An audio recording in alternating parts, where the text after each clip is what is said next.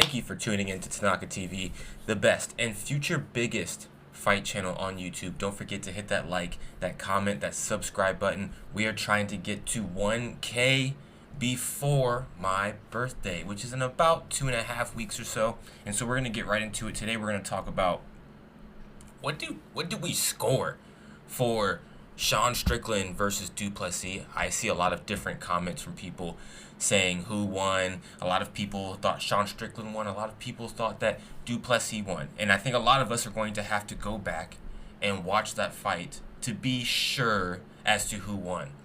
Now, at the end of the fight, I was leaning towards Sean Strickland. I thought that the main factor here that would push the judges to going for Du Plessis was the takedowns. Du Plessis scored, let me get this right, he scored 6 takedowns to Sean Strickland's 0. Now, the other factor of why I think a lot of people leaned towards Sean Strickland was that Sean Strickland pretty much outstriked Du Plessis in every single round. I think there was one round where they tied when it came to the number of blows. But outside of that, Sean Strickland, he had more volume in his punches. I think in the amount of shots that Sean Strickland landed, it didn't quite do as much sometimes when Du Plessis landed. And I knew that was going to be a factor. I knew Du Plessis was a fairly, he was a fairly hard puncher. When he connects, and I think that's mainly because he throws a lot of overhands, and that was something that I saw Sean Strickland did a really, really good job of slipping. He was using that Philly shell kind of style, and he was slipping and ducking a lot of Du Plessis' strikes. Du Plessis was also landing a good amount of leg kicks that I was noticing, and he kept trying to go to that spinning back fist well a lot. And so I thought that Sean Strickland did a very good job defending his strikes overall. Now, I thought Sean Strickland did a very poor job of defending the takedowns, which was huge. I didn't think that was going to be a factor for this fight, really. I thought that it was going to be mainly, which it was, but I didn't expect that Du Plessis was going to get 6 takedowns. If you would have told me before this fight that Du Plessis was going to grapple Sean Strickland, I would have probably have doubted you. But I think that was the factor of why Du Plessis won this fight. And I really think, and I remember talking to my brothers as we were watching this fight and saying, it really comes down to what the judges are looking at. Now, I know that this fight was a split decision, and that's why I said that. Even before they announced that it was going to be a split decision, I knew that it was going to come down to what mattered most to those particular judges. Was it the factor of Du Plessis scoring those 6 takedowns? Was that enough to outscore Sean Strickland's ability to outpace and land more shots throughout the fight? Now, if we're going to round 1, round 2, I had Sean Strickland winning. I thought Sean Strickland did enough to get the job done. Round 3, I thought was a toss-up. I thought it was a fairly competitive round 3. And then going into round 4, round 5, that's when I thought Du Plessis was doing his best, which I also did not see. I thought Sean Strickland was going to pick up the pace in round 4 and 5 because Sean Strickland, he's a bit of a pace fighter. I think once you bring Sean Strickland typically into deeper waters, that's when he's at his best.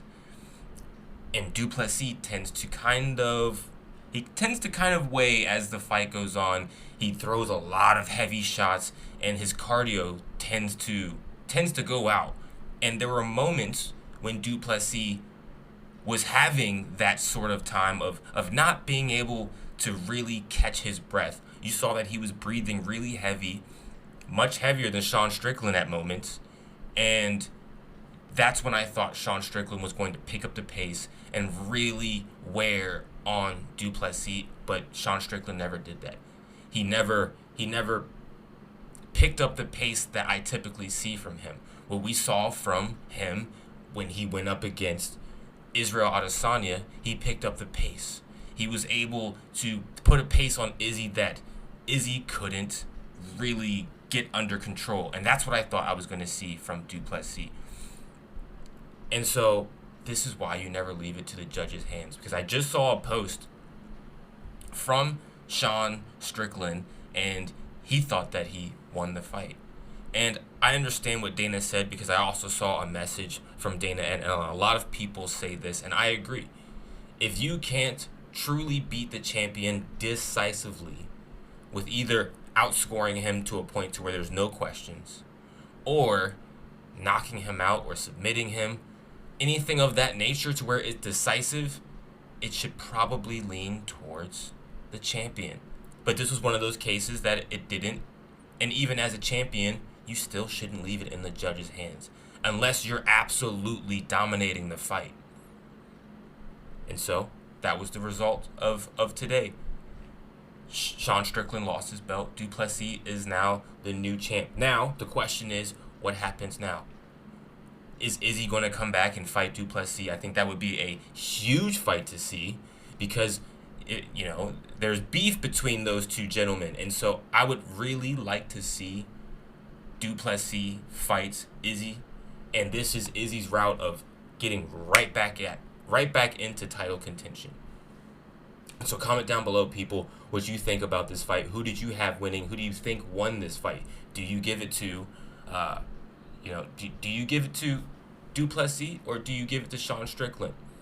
I had it going Sean Strickland, barely, but I had it going Sean Strickland.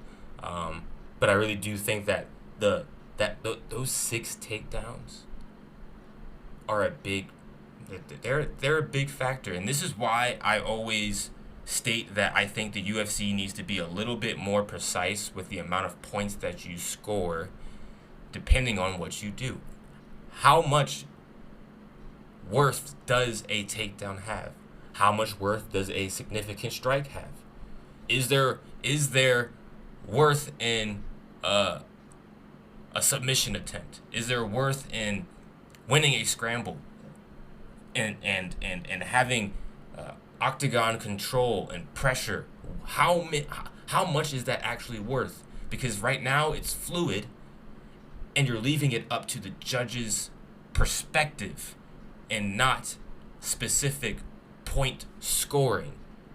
I know I'm making sense right now to you guys, because in any other sport, in anything else, when it comes to basketball, football, you name it, there are specific amount of points that you score with the specific amount of things that you do.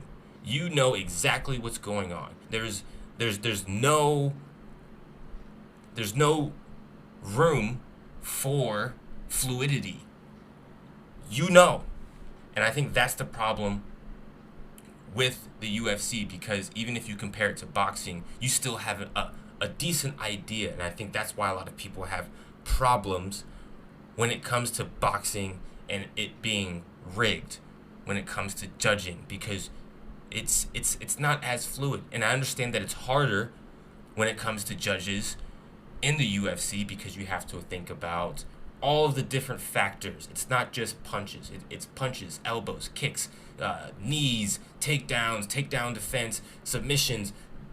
It's all over the place. But I really do think that they need to focus on ironing out how much points you score depending on what you do, because pressure does play a factor.